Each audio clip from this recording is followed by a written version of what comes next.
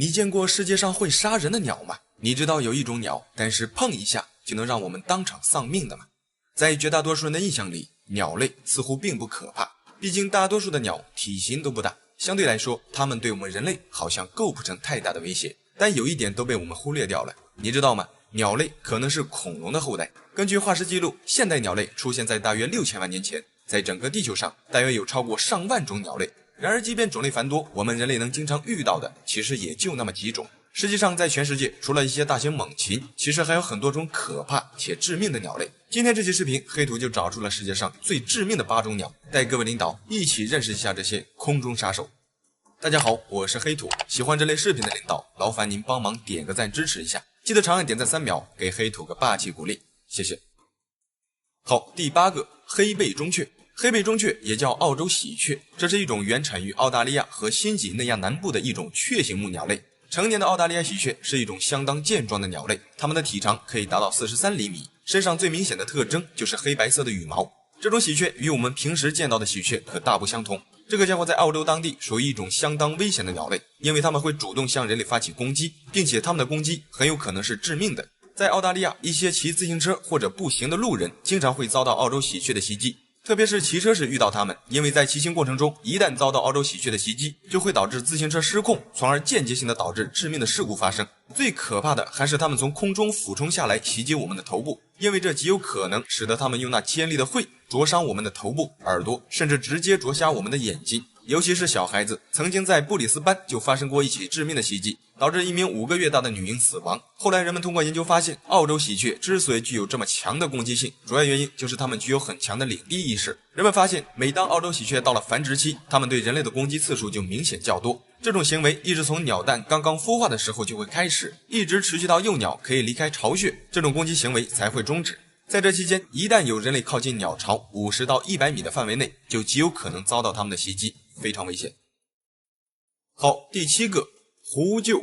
这是一种体型非常大的猛禽，它们的体长可达 1.2 米，翼展可达2米以上。这个家伙通常都栖息在海拔500到6000米的森林、高原以及一些荒漠地区，有时候在一些高山、河流、峡谷等地也可以发现它们的身影。狐鹫的视力很强，它们要比人类的视力要高出最少5倍以上。在相同的距离内，这个家伙要比我们看到的物体要清晰很多。它们可以利用绝佳的视力，在空中就可以锁定地面的猎物。这种大鸟的食物来源主要是以一些大型的动物尸体为主，它也是一种食腐动物。不过与其他食腐动物不同的是，这个家伙特别喜欢吃动物尸体上的骨头，并且还是以骨头为主食。这个家伙的食管弹性十足，它们可以吞下很多大块的骨头，像一些较大不容易吞下的骨头，它们就会用嘴巴叼起来，然后飞到空中，对准地面的一些岩石或者较硬的地面，将骨头丢下来砸碎，然后再慢慢的吞掉。像一些较小的骨头，它们甚至可以直接用嘴巴就将其咬碎。还有就是这家伙的消化系统也极强，像一些大块的骨头吞下去后，最快在24小时之内就可以将其溶解，非常强悍。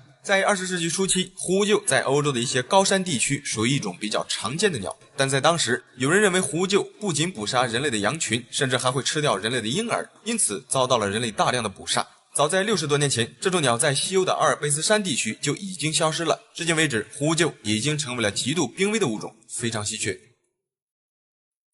好，第6个，游隼。提到游隼，想必各位领导并不陌生，没错，它就是世界上飞得最快的动物。它们的飞行时速最快可以达到每小时300公里以上，非常强悍。就在很多人都在赞叹游隼出色的速度时，其实不少人都忽略掉了它的凶猛程度。你知道吗？游隼的个头虽然不大，但实际上它要比金雕更加凶猛。金雕这个家伙我们都清楚，它们的体型要比游隼大很多，并且凶猛程度也毋庸置疑。金雕可以利用尖锐的爪子直接将我们头顶上的肉撕扯下来，非常凶猛。但它们为什么会害怕比自己体型小的游隼呢？这主要原因就是出自游隼的速度。游隼不仅速度快，并且性情也异常凶猛。它们可以等猎物没反应过来的时候，就利用高速俯冲的冲击力，将自己尖锐如匕首一样锋利的爪子狠狠地插进猎物的身体。如果一把抓住猎物的要害部位，甚至可以使其当场丧命。即便是金雕这种大型猛禽，如果被游隼用这样的方式击中，同样也是难逃一死。真正见过游隼捕猎的人，肯定是过目难忘的。对了，还有就是这家伙对我们人类的威胁，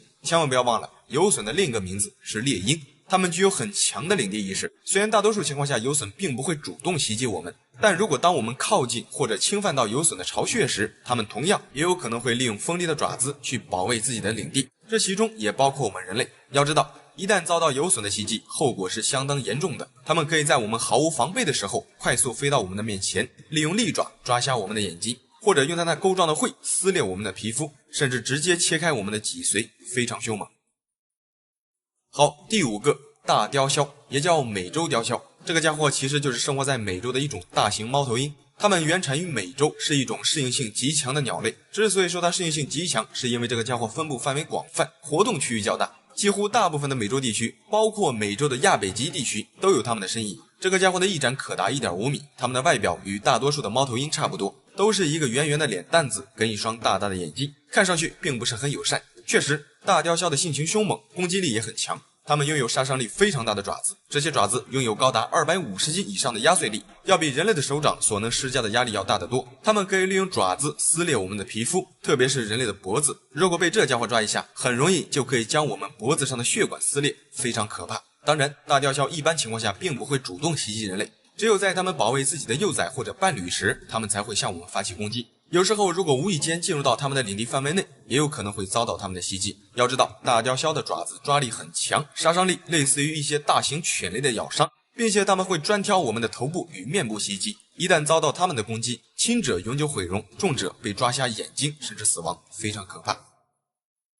好，第4个，非洲冠雕，这个家伙就更可怕了。非洲冠雕被认为是会攻击人类，并且还会将人类儿童作为猎物的猛禽。也就是说，它可能是一种会吃人的鸟。非洲冠雕也叫冠鹰雕，它们分布于撒哈拉以南的非洲地区，它们的体型很大，体长将近1米。它们是世界上现存第5大猛禽。这个家伙的后腿很粗，每个脚趾上都有一个很长的爪子，这些爪子可以帮助它们杀死比它们体型大4倍多的猎物，像一些小羚羊、猴子以及其他一些大型的鸟类都是非洲冠雕的猎杀对象。它们不像其他的鸟类一样会去吃一些无脊椎动物，非洲冠雕的主要食物几乎都是以哺乳动物为主，也就是说它们吃的东西体型相对都较大，而且多数都是自己猎杀的。从这点来看，这家伙绝对算得上是一个凶猛的掠食者。还有就是这家伙对人类的威胁，特别是对人类的小孩，因为在以往对非洲冠雕的调查中发现，他们经常会去猎杀猴子。然而人类的小孩与猴子同属于灵长类动物，在非洲冠雕的眼里，他们很有可能会把小孩子当作猴子攻击。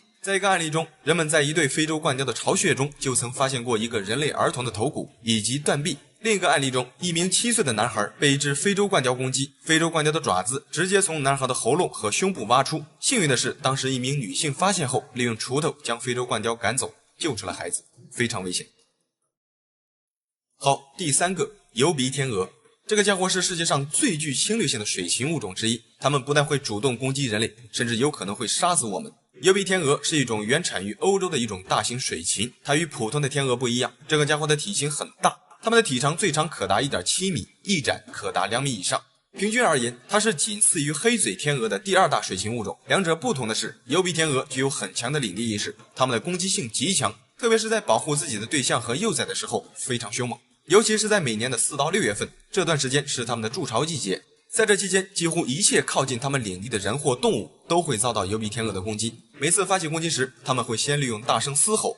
确切点说应该是鹅叫声，对敌人进行震慑。如果嘶吼声不能够驱赶走入侵者，它们就会对其进行物理攻击。这家伙的攻击方式也非常直接，单纯的就是利用翅膀扑棱，紧接着就会张开它们的大嘴开始咬人。除了咬人，它们也会攻击人类饲养的狗，因为难免会有一些不懂事的狗前去挑衅这种疣鼻天鹅，这极有可能会被这个大家伙利用爪子将狗按进水里淹死。能被它按进水里淹死的不单单只是狗，在国外曾经有一名男子被疣鼻天鹅从小型皮划艇上撞了下来，并阻止这个男子游向岸边，最终导致溺水身亡的事件发生，非常危险。如果换作是人类的小孩子在湖边遇到疣鼻天鹅，那家伙是相当危险的。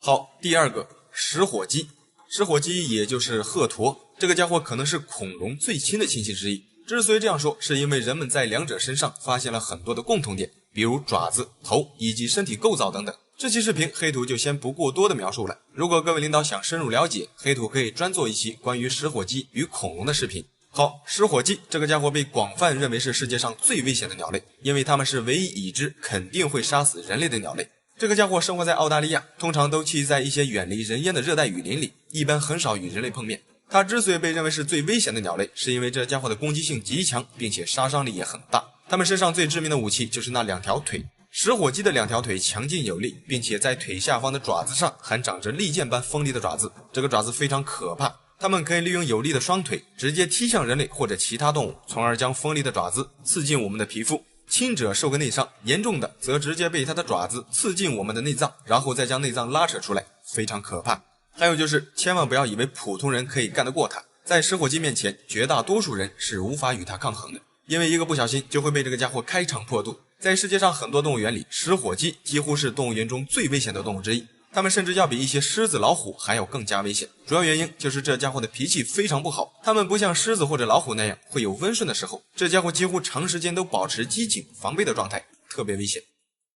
好，第一个黑头邻居翁，它是目前人类已知极少数的一种携带剧毒的鸟类。这种鸟外表看上去并不像一些猛禽那样凶猛，它的体型也不大，体长也仅为20多厘米。如果你不认识它，很难想象这是一种足以使我们丧命的鸟类。黑头邻居翁分布于印度尼西亚和新几内亚岛，目前在全球范围内只有在这一小部分地区发现过这种毒鸟的活动。这个家伙的身上携带着一种神经毒素，这些毒素沉积在它们的皮肤和羽毛当中，但是触碰到它们就很有可能中毒，一旦接触中毒会使我们产生强烈的刺痛感，紧接着可能会导致瘫痪甚至死亡，毒性极强。后来经过深入研究发现，这种鸟本身并不会自然产生毒素，毒素的来源可能是由于它们经常食用一些有毒的虫子，经过身体的转换，然后变成剧毒分泌在皮肤表层以及羽毛上。这种毒素还可以帮助它们抵御狮子或者一些寄生虫的侵扰，当然它们也可以抵御我们人类。如果各位领导在野外遇到这种鸟，一定要与它们保持安全的距离，这些家伙非常危险。好了，这期视频就到这里了，觉得还不错的领导记得帮黑兔点个赞，谢谢。你见过世界上最凶猛的狗吗？你还记得小时候你最怕谁家的恶犬吗？80、90年代的时候，农村会咬人的狗有很多，到现在我们好像很久都没有见到过以前的那种猛犬了。是狗的脾气变小了，还是它们正在慢慢的消失？我们都知道，狗是从狼进化来的，无论狗的性情有多温顺，它们其实还是有野性的，只是没有被激发出来而已。其实在这个世界上还有很多种类的狗依然兽性不散，攻击性极强。虽然它们已经被人类驯服，但是对大多数人来说，这些狗对人类是具有危险性的，甚至是致命的。由于它们凶猛好斗，战斗力极强，是咬伤或咬死人最多的犬种，在世界上被很多国家列为禁犬。千万不要以为农村的狗都是土狗，有些土狗很有可能就在这10大禁犬之中。今天黑兔找出了世界上最凶猛的10大猛犬，千万不要以为什么狗都可以随便摸。大家好，我是黑兔，喜欢这类视频的领导，劳烦您帮忙点个赞支持一下，记得长按点赞3秒，给黑兔个霸气鼓励，谢谢。排名第10，狼犬。狼犬也就是我们俗称的大狼狗，但是现在很少能听到有人这样称呼它们了。狼犬其实分很多种，比较出名的就是德国牧羊犬、狼青、马犬、捷克狼犬，还有昆明犬，当然西伯利亚的哈士奇也是。这种狗的体型一般都较大，体重在60到100斤左右。区分是不是狼狗，主要就要看它的耳朵，如果耳朵是向上直立的，绝大多数都属于狼犬。最明显的特征就是耳朵直立，尾巴朝下。这种狗一般都特别的凶猛，除了狼犬的主人，陌生人是不可以去随便摸狼犬的尾巴和屁股的。他们对陌生人是有抵触心理的。狼犬的行为准则是根据自己的视线范围来判断对手的行为。陌生人如果直接上去摸狼犬的尾巴或者屁股，他们就会感到非常的焦躁不安，很有可能会转身发起攻击。狼犬的危险一方面也源自于它们的原生态时遗传下来的习惯，这种狗喜欢磨牙，喜欢啃咬较硬的物体。狼犬的性格很难预测，它们很有可能会随时对人类发起攻击。这种狗天生谨慎警惕，陌生人靠近它们会非常的危险。而且对比其他品种的狗来说，狼犬是比较难驯服的一类。还有最重要的一点，经常被拴起来的狼犬一旦放开会更加的危险。排名第9，阿根廷杜高。这个家伙的性情非常的烈，身体强壮，肌肉发达，是一种大型猎犬。杜高犬曾是人们为了狩猎美洲狮和野猪培育而成的特别品种，它们的攻击力非常的强悍，而且攻击手段也是特别的毒辣。它们攻击对方的时候会使用锁喉技能，这可能是他们在狩猎美洲狮与野猪时练就的一身本领。杜高如果下定决心，一旦发起攻击，就是不把对方弄死，一般不会罢休。他们会本着杀死猎物的心态扑上去撕咬。杜高的领地意识特别的强，虽然现在很多人都把杜高犬当作家庭犬去饲养，但是万万不可忽视掉，它是一个天生的烈性猛犬，非常的好斗。在很多国家，杜高被列为非法犬种，因为每当主人牵着它们出门遛弯，如果中途遇到其他的狗，杜高犬很大几率会扑上去撕咬对方。要知道杜高的体型是非常强壮的，浑身的肌肉一旦发起疯来，体型小的人是根本拉不住它们的。虽然杜高犬对主人也是绝对的忠诚，但是它们的脾气也是非常的暴躁。陌生人千万不要轻易的去接近杜高这种大型猛犬，它们是具有很强的攻击性的。排名第8，班道格犬。说它之前，我们先来了解一下它的名字。班道格这个名字在过去是描述这种狗的拴养状态的。班道格这个词来自萨克逊方言中的班达，意为链条，用链条拴住的意思。在过去，这种狗在当地是一种白天被绑起来，晚上才被释放出来看家护院的猛犬。之所以白天被拴起来，可能是由于这种狗太过凶猛，不易控制，怕咬伤人。这种狗的身上有一半的比特犬的血统，非常的凶猛。养这种狗的人必须是一个具有威慑力的主人，才可以驾驭得了它们。主人一定要高大凶猛，头大脖子粗，长相凶狠一些，不然以班道格的性格，一般人很难掌控它们。更可怕的是，它们在发起攻击的时候毫无征兆。对于人类来说，一般情况下，从狗的吼叫声中就可以看出来它是什么状态。但是班道格从不用吼叫来恐吓敌人，他们属于那种人狠话不多，从不墨迹，上来就干，从不向敌人发出任何警示信号，特别的危险。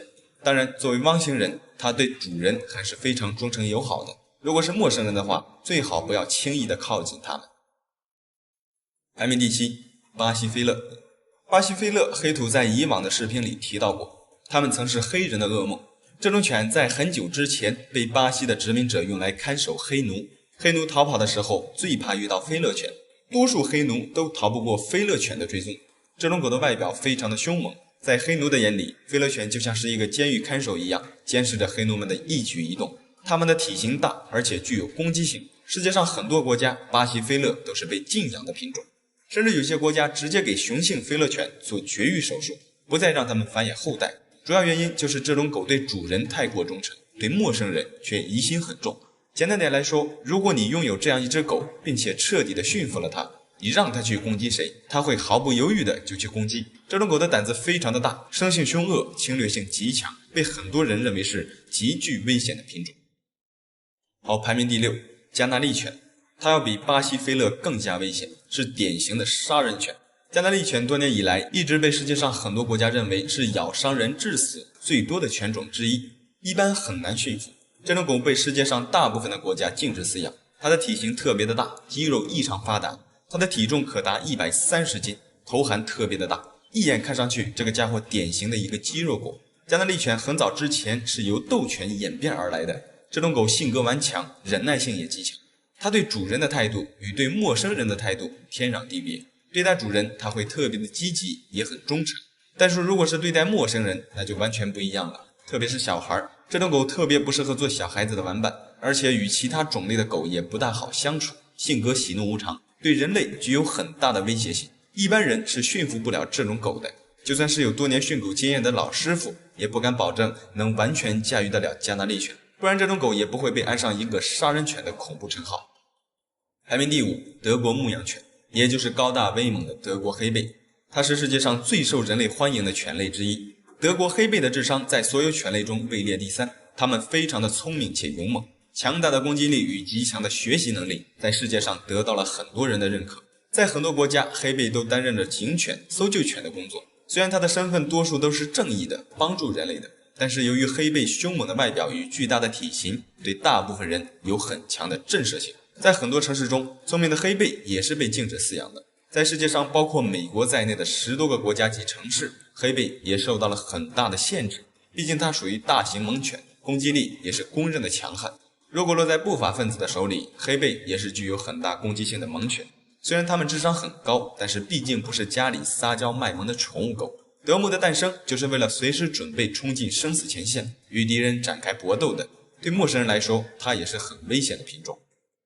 排名第4，杜宾犬。这个家伙几乎在世界上大多数的城市里都是禁养品种。你如果牵着成年的杜宾犬上街，几乎10米开外，所有人都可能不敢靠近你。它虽然也在警队任职，但是对比德牧的话，杜宾犬的危险程度是要高于德牧的。这种狗走起路来昂首挺胸，非常的自信，超大的体型让很多人都畏惧。虽然它们同德牧一样也是非常聪明的工作犬，但是杜宾犬是非常凶猛和好斗的，它们是不允许陌生人上前随便摸它的。杜宾犬非常的敏感，对陌生人警惕性很强，性格冲动，攻击性极强。饲养杜宾犬的主人如果没有一个健壮强大的体格子，是完全驾驭不了这种拥有贵族气质的贵宾犬的。经受过训练的杜宾犬相对来说对人类还是比较温顺的。如果一只从没经过专业训练的杜宾犬，也就是私人养的杜宾，陌生人最好不要上前随便摸它，杜宾的咬合力会让我们一辈子都有阴影。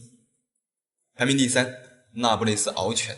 它可能是所有犬类中最令人害怕的犬了。它的外表看上去特别的恐怖，这个家伙曾是意大利黑手党的最爱，它们冷漠且阴沉的表情给人一种极强的压迫感。那不勒斯獒犬是世界上最危险的犬种之一，它一旦对目标发起攻击，就是不死不休，而且还会残忍地吃掉被它杀死的动物，同样也包括人类。这种犬在世界上很多国家都被列为最危险的品种。最致命的就是，即便是经过系统训练的那不勒斯獒犬，也不会100%的顺从主人。它们一旦情绪激动起来，即便是主人在身边，也无法控制得了它们。更可怕的就是，它们一旦发起攻击，就冲着要对方的命去的。一般能养这种犬的人都是比它还凶狠的，一般人根本没有足够的把握能保证这种狗发起疯来不会吃掉自己。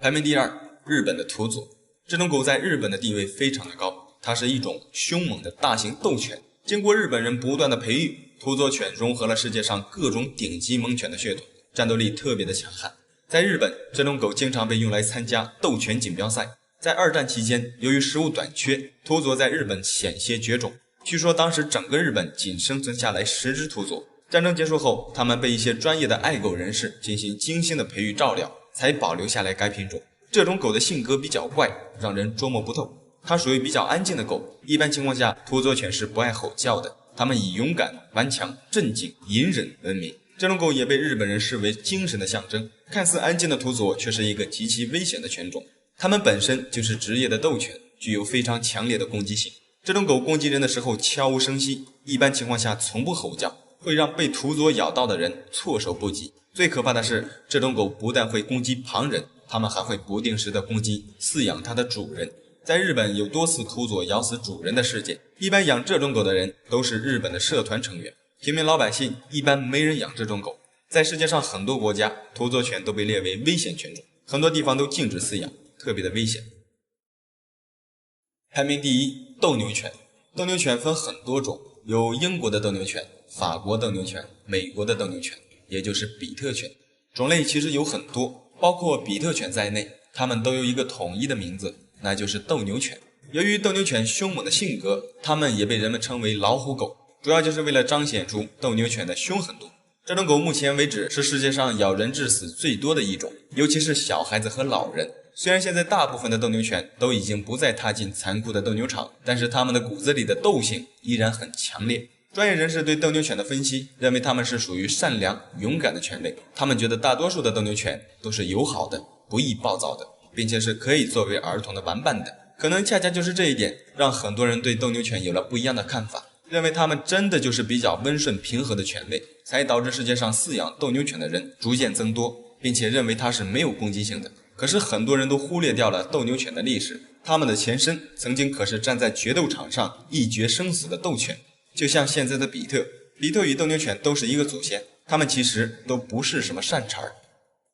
第0名，藏獒。藏獒作为一个大型猛犬，当然也在很多地方的禁养名单中，它们的危险程度黑土就不过多的描述了，相信各位领导对藏獒都了解。这个家伙非常的凶猛，性格刚毅，力大勇猛，野性上升，攻击性极强。藏獒也是世界上为数不多的一种可以与狼搏斗的猛犬。早些年藏獒咬死人的事件层出不穷，主要原因就是这家伙非常的护食，领地意识极强，尤其是藏獒在进食的时候，陌生人千万不要上去打扰它，一旦遭到藏獒的攻击，非死即伤，特别危险。提醒一下，在这里我们主要说的是纯的正宗纯种藏獒。藏獒是世界上公认的最古老的稀有猛犬。其实很多人都不知道藏獒的另一个名字，叫喜马拉雅山地犬。它们常年生活在高海拔地区，受气候影响，藏獒的身体要比平原地区的犬类强壮很多。简单点说，同样作为大型犬，藏獒可以快速地适应地球上大多数的极端气候，特别是高原缺氧的环境下。但是其他品种的狗就不一定了。近些年有很多人怀疑过藏獒的实力，其实也很正常。藏獒自从在世界上打出名号后，受到了很多人的追捧，期间很多不法商贩通过各种手段来贩卖藏獒，其中就夹杂了很多杂交藏獒，而且从出生起，有些藏獒根本就没有在高原地区待过，战斗力自然也就没那么强悍。而真正的纯种藏獒从小就生活在高海拔地区，人家从小面对的敌人就是高原野狼，一獒战三狼可能也并非传说。比特犬那么猛，为啥就没有传出一特战三狼呢？好了，这期视频就到这里了，觉得很不错的领导，记得帮黑土点个赞，谢谢。狼犬究竟有多可怕？你听说过混血狼犬吗？狼犬也就是我们俗称的大狼狗，在全世界狼狗的种类繁多，品种不一。我们比较熟知的，比如捷克狼犬、德牧或者狼青这种相对比较常见出名的狗。但其实除了这些，世界上还有很多种比以上那些更加凶猛、更接近于狼的犬种。在所有的狼犬种类中，绝大多数的狼犬都只是外形像狼，但实际上并不是真正意义上的狼犬。更加纯正一点的狼犬通常都被称为混血狼犬。混血狼犬是真正携带野狼血统的犬种，这种犬虽然也被人类驯服当作家犬，但它们与普通的家犬或者普通的狼犬却大不相同。这种混血狼在完全成熟后，它们大多会具备与野狼一样的外形特征和生活习性，性情非常凶猛。今天这期视频，黑土给各位领导找出了世界上最凶猛的9种狼狗，带各位领导一起认识一下这些顶级狼犬。大家好，我是黑土，喜欢这类视频的领导，劳烦您帮忙点个赞支持一下，记得长按点赞3秒，给黑土个霸气鼓励，谢谢。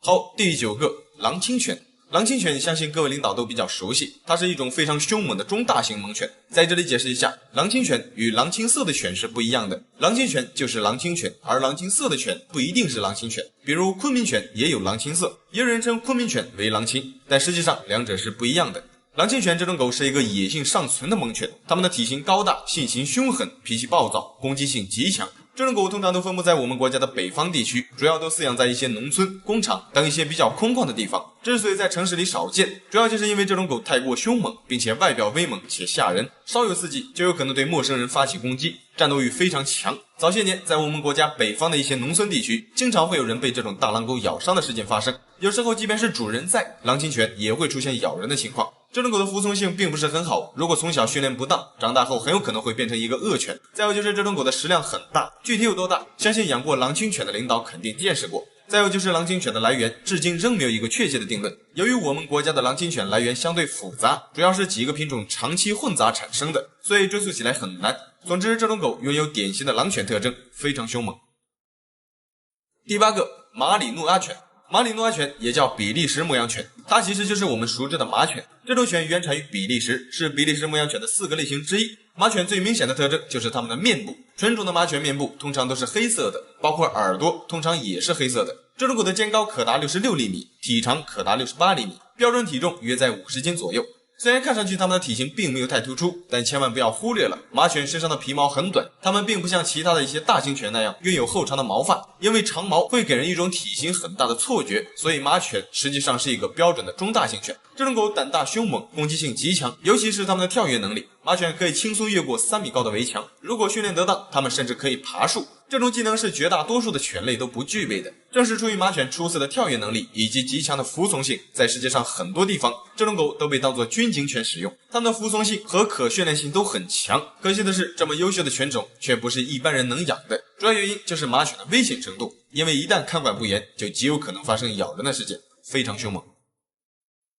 第7个，莱州红犬。这种狗是我们国家的原生犬种，最初是用大丹犬、德牧、罗威纳与山东细犬和一些原生犬种改良而来的。莱州红犬是一种大型犬，它的肩高可达79厘米，体重最重可达100斤以上，非常威猛。莱州红的性情与它的外表一样，凶猛且刚烈，它们对主人极为忠诚，但是对陌生人可能就不会那么友好了。莱州红的身上肌肉非常发达，一眼看上去全是腱子肉，它们的爆发力非常强，并且具有极佳的耐力，无论是奔跑还是打斗都能够持久不衰。战斗力非常强悍。其次，这种狗的忠诚度极高，千万不可以当着他们的面挑衅他们的主人或者挑衅它，因为莱州红一旦被激怒会变得非常可怕。要知道，任何一种被激怒的狗都很可怕，更何况是莱州红这种大型健壮的大狼狗。莱州红被激怒后会变得极具攻击性，而且在发起攻击的时候喜欢下死口，一旦被它咬住，轻易不会松口。面对这样一只猛犬，即便是一个成年大壮汉，也不一定能轻易挣脱它们的攻击，非常可怕。除了凶猛，其实它们也是一种非常优秀的家庭伴侣犬。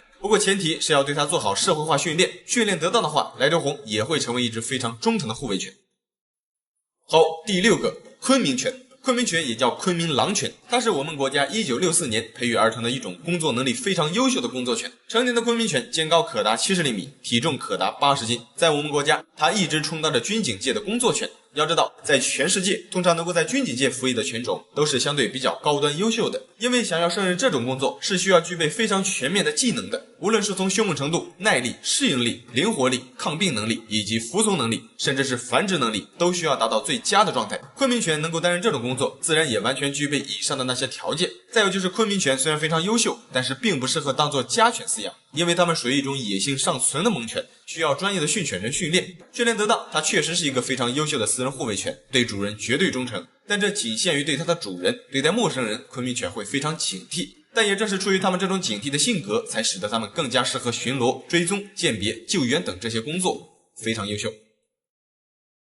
第5个，德国牧羊犬。德国牧羊犬也叫德国狼犬，也就是我们俗称的德牧。这种狗原产于德国，是一种中大型工作犬。德牧的肩高可达65厘米，体重最重可达80斤。这种狗在全世界所有的犬类中，可以算得上是明星级别的犬种。德国牧羊犬以其威猛的外形以及极强的工作能力，在军犬、警犬、导盲犬、牧羊犬以及家庭护卫犬界都享有很高的名誉。更突出的还有它们的智力，德牧的智力非常高，它们在世界犬种智商排行中位列第3名。这种狗无论从气质、凶猛程度、智力几乎都达到了顶尖的状态，在全世界广受人们的喜爱。除了作为工作犬，德牧也走进了世界各地的很多家庭当中，当做护卫犬。人们之所以会选择德牧，相信绝大多数人都是出于它们的威猛的外表与忠诚的性格，再加上它们非常聪明，如果在家里养这样一只大狼狗，会给人们带来足够的安全感。再有就是它的凶猛程度，虽然德牧各方面的评价都非常高，但这也避免不了它是一个凶猛的大狼狗的事实。要知道，一只成年的德牧咬合力超过了200斤，它们与大多数犬类一样，多数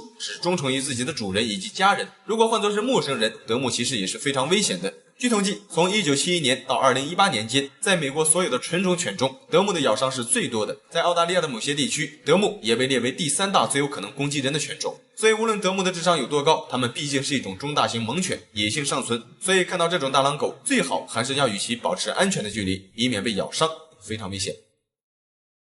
好，第4个，英纽特犬。英纽特犬也叫北方英纽特犬，主要都分布在北美地区。这种犬又有极地狼的血统，外形与狼也非常相似，它们的体型巨大且非常耐寒，在零下几十度的环境下也能挤在一起安然入睡。英纽特犬是北极地区英纽特人最亲密的朋友，这种狗在当地帮英纽特人解决了很多棘手的难题。毫不夸张的说，如果没有这种英纽特犬，英纽特人可能也无法在那种极端寒冷的环境下生存下去。因为很早之前，英纽特人主要靠打猎为生，由于受极地环境的影响，人类根本无法使用交通工具，如果只靠2条腿是很难穿越寒冷的冰原地区去打猎的。但是如果有英纽特犬在，就大不相同了。这种狗可以帮英纽特人拉雪橇、驮东西。西部的英纽特人甚至还用他们拖船充当纤夫，为当地人解决了出行问题。在捕猎的时候，这种大型犬也能对猎物起到一定的震慑作用。在当地，这种狗已经不能说是人们饲养的宠物了，确切点说，应该是必不可缺的朋友。后来随着雪地车的普及，人们便陆陆续续的不再使用它们拉雪橇，渐渐的纯种英纽特犬的数量便开始下降。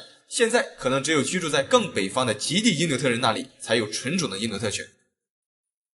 第3个，萨尔路斯狼犬。这是一种大型的狼犬，它的外表与狼十分相似，确切点说，萨尔路斯狼犬应该是混血狼犬。它们与普通的狼犬不一样，区别就在于混血狼是真正由野狼与家犬杂交的后代，而狼犬绝大多数都仅仅是外表与狼相似的犬。萨尔路斯狼犬是1935年由一位荷兰的动物学家将雄性的德国牧羊犬与来自西伯利亚的雌性欧亚灰狼交配所诞下的一种混血狼。这种狼犬的体型、外形甚至是性情与狼都十分接近。成年的萨尔路斯狼犬肩高可达75厘米，体重可达90斤，特别是它们的头部与野狼十分相似，它保留了像狼一样的一些基本状态，比如强烈的群体生活本能，容易受到惊吓，不愿意被打扰，喜欢漫游，以及行走起来步态轻盈，这些都是狼拥有的基本特征。当然，它们的性情也很难控制。塞尔鲁斯狼犬拥有自己的意愿，一般不能够很好的服从人类的命令。在群体生活中，需要有一个强壮的领头狼犬，它们有反社会行为，想要完全驯服它们，主人需要建立自己的领袖地位。绝大多数人是根本没有能力完全驯服这种狼犬的，相当危险。第二个，捷克狼犬。捷克狼犬相信各位领导都比较熟悉，它与塞尔鲁斯狼犬一样，是一种混血狼犬，身上有狼的血统。捷克狼犬全名为捷克斯洛伐克狼犬，它们起始于1955年，最初是由捷克洛斯伐克的特种部队对其进行开发的。当时是用德国牧羊犬与喀尔巴阡狼进行结合诞下的新品种。捷克狼犬的肩高可达75厘米，体重可达70斤。它们的身体形状、外观、运动时的样子以及毛色和毛的纹理都与狼的外观完全相同，外观与野狼的相似度高达70%以上。捷克狼犬最受人瞩目的地方就在于，它们拥有狼的外表，却保留了犬的性格。捷克狼犬的性格温顺、活泼好动，对主人绝对忠诚。它们的性情与大多数的犬类一样，但是身体机能却要远胜于绝大多数的犬类。除了外形，捷克狼犬还继承了狼的适应能力与耐力，以及天气变化的应变能力，这些都是狼才具备的技能。然而捷克狼犬也完全具备，养一只捷克狼犬就像是养了一头被驯化的狼。再有就是千万不要忽略掉了，无论捷克狼犬的性情有多温顺，它也是一种混血狼犬，野性尚存，稍有不慎也会伤人。如果是陌生人，一定要与它们保持安全的距离，以免被咬。对了，还有一个事儿，就是国内现在有很多自称捷克狼犬的假冒犬，这些犬实际上是用混血狼犬冒充的，性格极其不稳定，稍有不慎就会伤人。所以请各位领导一定要擦亮眼睛，以免遭到混血狼的袭击。好，第一个，蓝湾牧羊犬，这是一种非常稀少的犬种。蓝湾牧羊犬原产于美国佛罗里达州的棕榈湾，这种犬最初是由蓝色的德国牧羊犬与狼犬杂交所诞下的稀有品种。这里解释一下，德牧其实不只有黄褐色的，除了常见的颜色，德牧还有纯黑色、纯白色、貂皮色，还有宝蓝色。蓝湾牧羊犬就是由非常罕见的蓝色德国牧羊犬与同样罕见的蓝色狼犬的混合体，它们保留了独特的狼外观，看上去非常霸气。不同的是，蓝湾牧羊犬虽然也带有狼的血统，但它们并没有遗传狼的性情。蓝湾牧羊犬的性情较为温和，攻击性并不强，并且它们甚至比德牧还要温和，对待陌生人也能够很快适应，对待其他动物，比如猫或者其他品种的犬，蓝湾牧羊犬也比较平静，通常并不会乱发脾气。霸气的外表加上温柔的性格，很难让人不喜爱。遗憾的是，蓝湾牧羊犬的数量极少。自2011年3月第一次诞生以来，蓝湾牧羊犬一直是一个正在开发中的品种。由于只有少量的工作人员在监督和发展这个新品种，所以每年的幼犬生产数量极少，因此使得蓝湾牧羊犬在全世界非常稀有。好了，这期视频就到这里了，觉得还不错的领导，记得帮黑兔点个赞，谢谢。